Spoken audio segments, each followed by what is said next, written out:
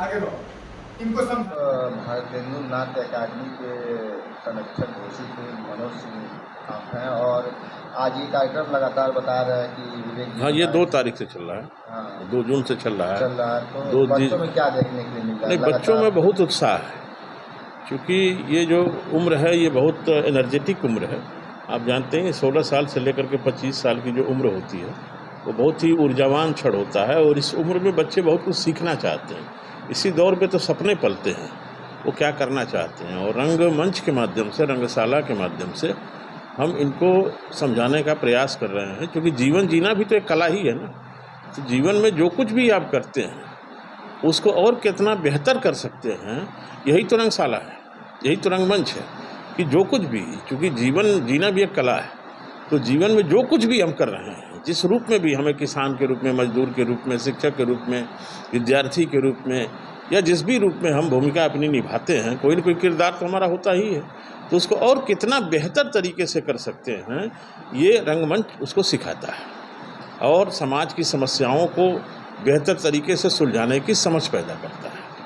रंगमंच जो ज़मीनी सच्चाई है उससे बच्चों को रूबरू कराता है, और जीवन की चुनौतियों से लड़ने का साहस और उनके अंदर हौसला प्रदान करता है। और बच्चों में बड़ा उत्साह, मैं तो दो तारीख को था यहाँ पर, तो 2 तारीख को यहाँ संख्या उतनी नहीं थी, लेकिन मैं देख रहा हूँ कि यहाँ पर धीरे धीरे संख्या बढ़ती जा रही है।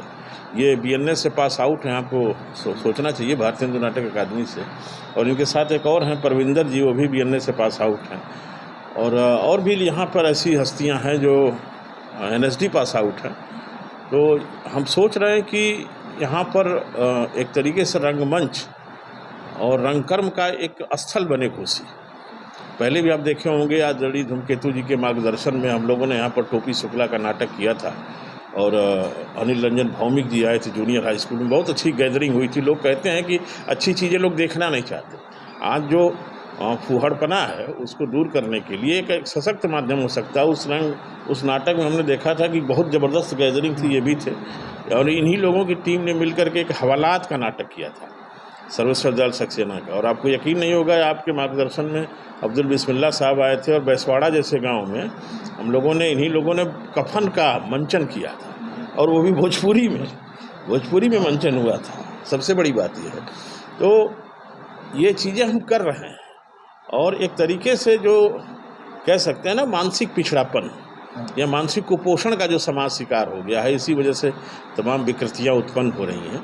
तो हम इस रंगमंच के माध्यम से एक तो बच्चों का मानसिक कुपोषण दूर करेंगे, और दूसरा एक बेहतर सांस्कृतिक परिवेश निर्मित करेंगे, ताकि वो अपना बेहतर भविष्य भी बना सकें, बेहतर समाज भी बना सकें, और बेहतर देश भी बना सकें।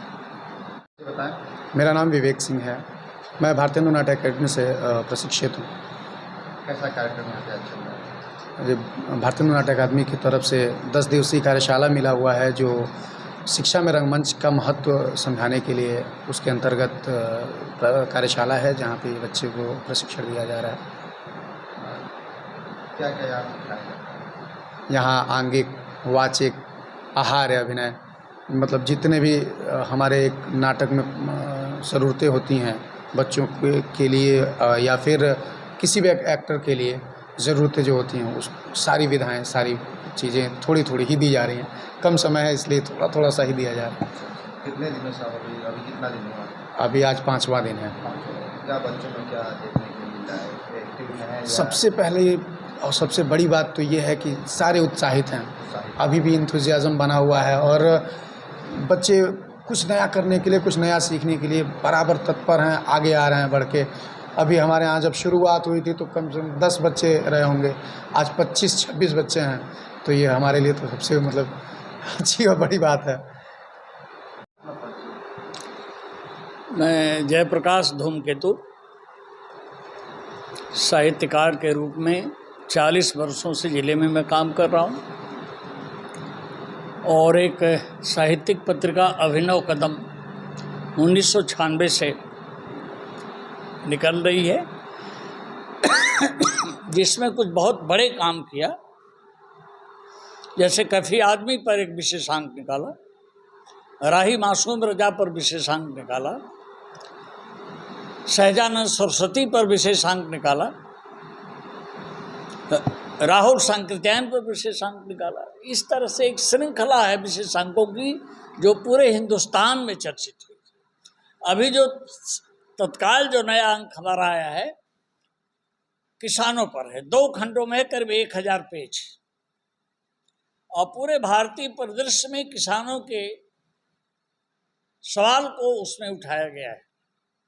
ऐसे कमेंट आए बड़े आलोचकों से कि हिंदुस्तान के किसी भी भाषा में किसानों के सवाल पर इस तरह की कोई साहित्यिक पत्रिका अब तक नहीं निकली। ये कमेंट। बोलता मैं कविताएं लिखता हूँ और राहुल सांकृत्यायन सृजन पीठ कभी आप आएँ, आपका स्वागत है। सिविल लाइन भुजौटी में है और जिसमें 7-8 हज़ार किताबें हैं। लोग आते हैं, पढ़ते हैं, रिसर्च करने वाले आते हैं और हर महीने कोई न कोई बड़ा कार्यक्रम, और हिंदुस्तान के किसी कोने से बड़े साहित्यकार भी वहाँ आना चाहते हैं। तो साहित्य कला संस्कृति के क्षेत्र में एक बड़ी पहल रही है 40-45 वर्षों से इस इलाके में। उसी का परिणाम है राहुल सांकृत्यायन सृजन पीठ, जिसे लोग देखने आते हैं। ये देखने लायक मऊ में जगह है। साथ ही साथ मैं नाटक से भी जुड़ा रहा। पढ़ते समय नाटक के अभिनय में कल्याणपुर से मैंने जूनियर हाई स्कूल किया था। हमेशा मुझे प्रथम पुरस्कार मिलता रहा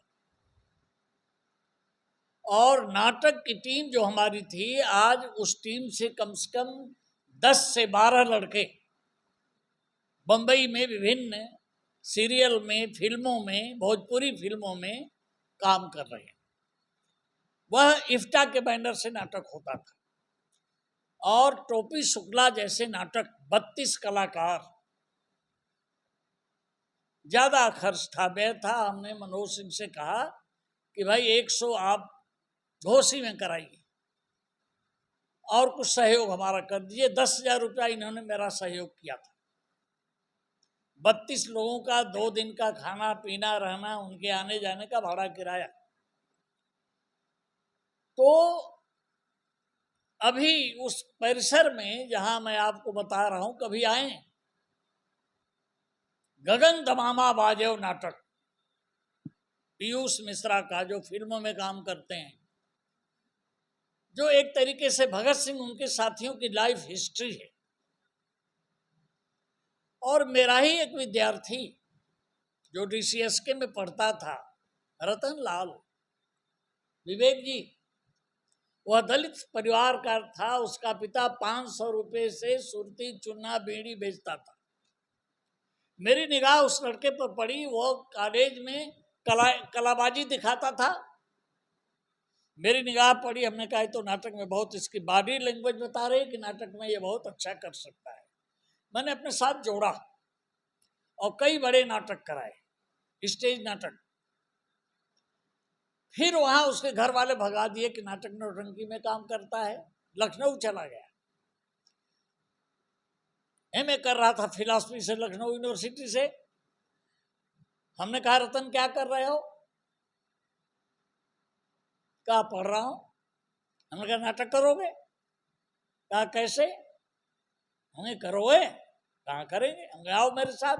मैं 22 कैसरबाग जो इफ्टा का राज्य कार्यालय, वहाँ ले गया और वेदा राकेश, हेलो भैया, जुगल किशोर, कुलभूषण कुरश्रेष्ठ जैसे लोग। मैंने कहा कि एक कलाकार मैं आपके हवाले कर रहा हूँ, मऊ का कलाकार है, मेरे साथ काम किया है। और उससे हमने कहा कि रोल मत मांगना, थप्पड़ मारे भागना मत, यहाँ से गाली दें भागना मत, दरी बिछाने के लिए कहे दरी बिछाओ, स्टेज बनाओ, रोल मत मांगना। वो लग गया और उसके भीतर क्षमता थी, देखते देखते लोगों ने पहुंचाना। और जिगुल किशोर ने इसी भारतीय नाट्य अकादमी की रेपेट्री में 1 साल के लिए उसको अटैच कर दिया। 800 रुपये महीने उसको मिलते थे। फिर 1 साल बढ़ा। अब उसका चाचा रहता था, वहां भी डांटने लगा कि यहाँ भी आकर के ये नाटक नौटंकी कर दिया। हमसे कहा, हमने कहा तुम नाटक करो और चाचा चाची को निमंत्रित करो। और रविंद्रालय में जब 30 कलाकारों के साथ अभिनय करते हुए रतन लाल को देखा चाचा चाची ने, तो कहा बेटा बहुत बढ़िया काम कर रहे हो। फिर आया, हमने कहा अप्लाई करो NSD, national school of drama Delhi. तो जब आवे तो हमसे पट पर लिखवा के जाए कि हमारे साथ इन्होंने इतने नाटकों में काम किया है। पहली बार उसको श्री राम सेंटर में 8,000 पर साल भर के लिए रखा गया। हमने कहा फिर तुम अप्लाई करो नेशनल स्कूल ऑफ ड्रामा में, और साल भर बाद उसको एडमिशन मिल जाता है नेशनल स्कूल ऑफ ड्रामा, जो ड्रामा का हिंदुस्तान का नहीं बल्कि पूरे एशिया का सबसे बड़ा स्कूल है। और 3 साल का वो ग्रेजुएट हो गया। आज वो बंबई में है, फिल्मों में काम कर रहा है। कई ऐसे लड़के जो मेरे घर घंटी बजाते थे 12-1 बजे रात को, सामान बेचने वाले कंपनियों का, तो मैं भगा देता था। वही 2 लड़के, एक मिश्रा एक खान, बस्ती देवरिया के थे। हमने कहा सुनो नाटक में काम करोगे? कहा आओ। उनको इन्वॉल्व किया, 15 दिन के प्रशिक्षण में जो कहरा भेजा, और वो दोनों कलाकार आज बंबई में हैं। तो यह नाटक एक ऐसी विधा साहित्य की है जो सबसे प्रभावी विधा है। जनता में अपनी बातों को ले जाने का सबसे अधिक प्रभाव डालने वाली विधा है। नाटक और संगीत के माध्यम से हम जनता को ज़्यादा, और सबसे बड़ी चीज़ है कि यह विधा में हम किसी पॉलिटिकल फ्रंट से इन्वॉल्व नहीं होते हैं, किसी पॉलिटिकल पार्टी का प्रचारक नहीं होते हैं। हम स्वतंत्र एक कलाकार होते हैं जो अपने कला के माध्यम से समय और समाज के सवालों को जनता के भीतर फेंक देते हैं। अब आप समझो कि यह गीत क्या कह रहा है, यह नाटक क्या कह रहा है।